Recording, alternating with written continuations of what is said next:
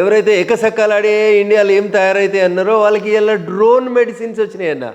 వికారాబాద్ లాంటి ప్రాంతంలో జ్యోతిరాదిత్య సింధియా గారు అనేటువంటి కేంద్ర మంత్రి గారు వచ్చి ఔషధాలను ఒక ప్లేస్ నుంచి ఇంకో ప్లేస్కి డ్రోన్ల ద్వారా పంపిస్తారు.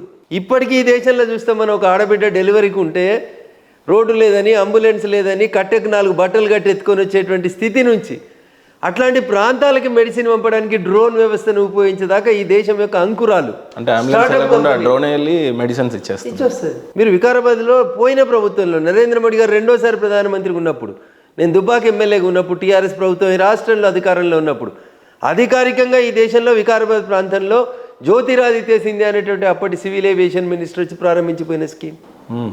అట్లా సైన్యం స్వయం సమృద్ధి పొందడానికి కావలసినటువంటి బడ్జెట్ ఇచ్చినాం, కాన్ఫిడెన్స్ ఇచ్చినాం, అంకురాలను ఎంకరేజ్ చేసినాం. ఇతర దేశాలలో మనకంటే మెరుగ్గా ఉన్నటువంటి పరికరాలను కూడా తీసుకొచ్చుకోవడానికి, ఆయుధాలను కొనుక్కోవడానికి కూడా మనం ఎక్కడ S-400 అప్పుడు కానీ, రఫేల్ అప్పుడైతే ఇంకా మాట్లాడుతూనే ఉంటారు. రఫేల్ కుంభకోణం అని మాట్లాడేటువంటి మూర్ఖులు ఉన్నారు ఈ దేశంలో.